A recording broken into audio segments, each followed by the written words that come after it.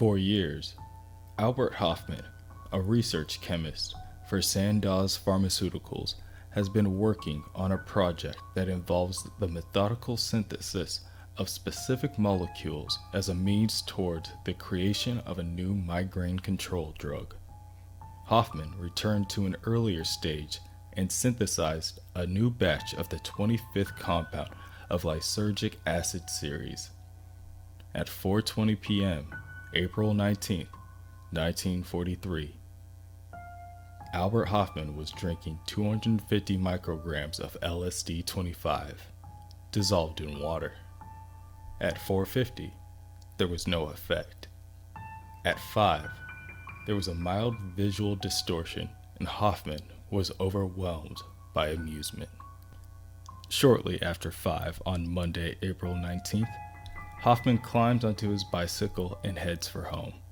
He takes an unexpected detour, riding a ghost train track down into the human subconscious, into a storm of signs and signals and unsuspected meanings.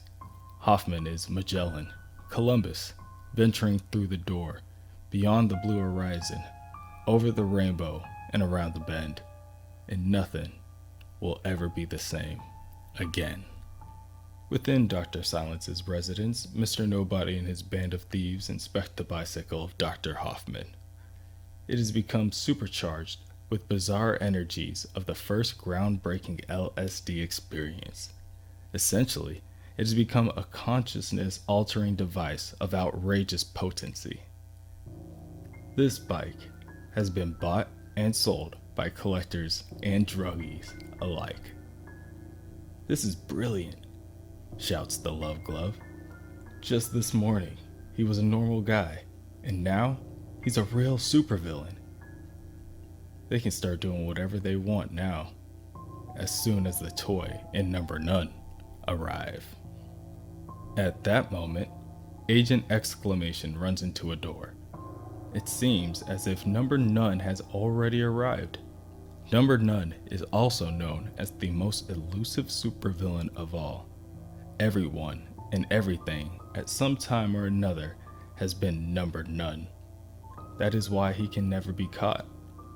He is the enemy, the person who bumps into you when you're late for the train, the chair that collapses underneath you when you're trying to make a good impression, the man that seems thin, but in reality, you cannot get past him on the sidewalk.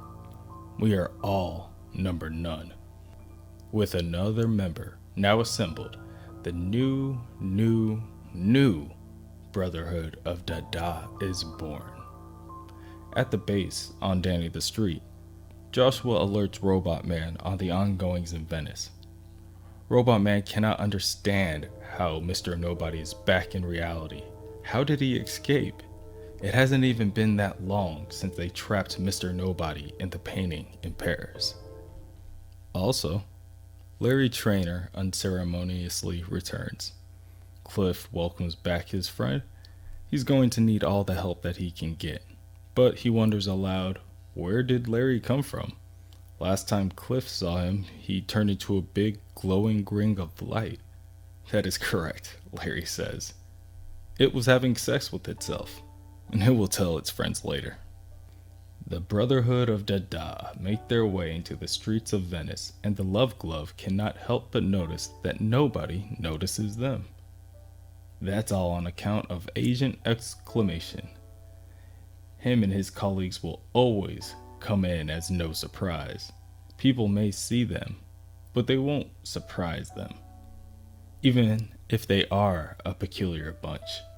Mr. Nobody shouts out to get the attention of some neighboring civilians and then rides his bicycle by them. Suddenly, everyone is stupefied with the cornucopia of walking lucid dreams. Everything is love, the Love Glove says. Yes, for years he's been stuck in a rotten, cramped apartment, listening to records and going out to crappy clubs all night just to end up alone. Before long, he found himself wishing for more. The world that people would tell him about. He wants the fame, the fortune. He wants it all. Man, he thinks, I'm tripping. He must be. How else can he explain this weird street that came out of nowhere? Larry and Jane watch the Dada henchmen stand in the middle of the street, just two people doing nothing, staring at three people doing nothing. Jane is bored already. Besides, she doesn't even know for sure if this is the Brotherhood of Dada or not. They look nothing like the people they encountered last time. The Love Glove wonders what supervillains would normally do in a situation like this, and his glove pulls half of his body through a portal back to the glove tree. He plucks a left-handed glove off the tree and appears back before his team. Larry chooses this opportunity to approach the three potential enemies and is instantly struck by our hippie friend. This time, he can thank the shove glove. Larry is more surprised at how this unforeseen outcome did not come as a surprise. Up next is Jane. As she approaches the man, she slips on a banana peel, causing her to plop on her behind. Number None strikes again. Elsewhere, Robot Man runs into Mr. Nobody. Mr. Nobody rides his bike in circles around Cliff in an effort to overwhelm his senses, but it has little success. Robot Man is able to alter his brain chemistry. Luckily for him, he knows how to handle his drugs. He releases a dose of serotonin that balances and mellows out his brain, allowing him to keep control in this crazy situation. Mr. Nobody is up to his crazy antics once again, and Robot Man is not a fan. Mr. Nobody thinks he should loosen up. Look around. Everyone's having a good time. Except for one woman who seems to be having a nervous breakdown. Robot Man tries to console her, but when he looks up, the nearby building rises from the earth and its architecture becomes limbs that it uses to strike down Robot Man before picking him up and throwing him through a bridge. The woman continues to break down when Mr. Nobody tells her to quit being frightened. She only sees a monster because they want her to see a monster. She is conditioned to see a monster. But if she frees her mind and takes control of her life, she will see that it is nothing more than a normal building. The woman regains control, and Mr. Nobody rides off on his bicycle with a wave of his hand.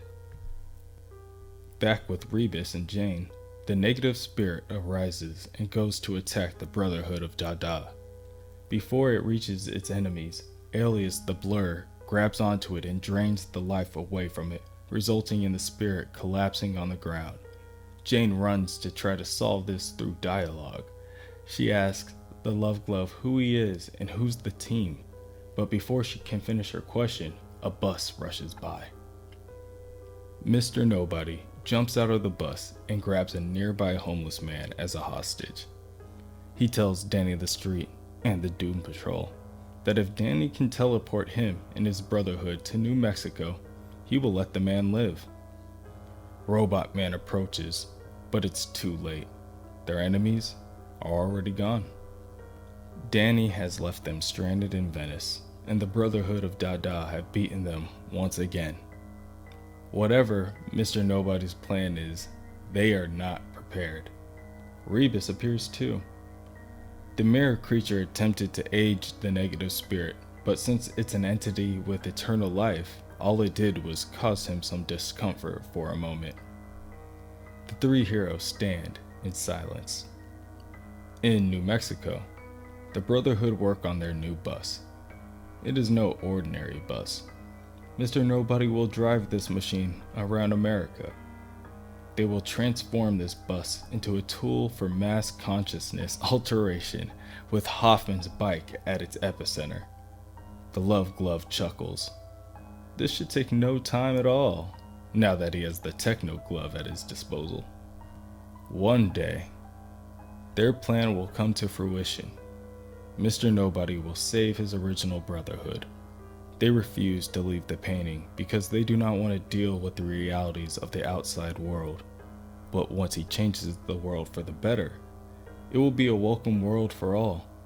Mr. Nobody states that he will run for president, an honest campaign. They are going to show the world a party that they will never forget. Utopia, here they come.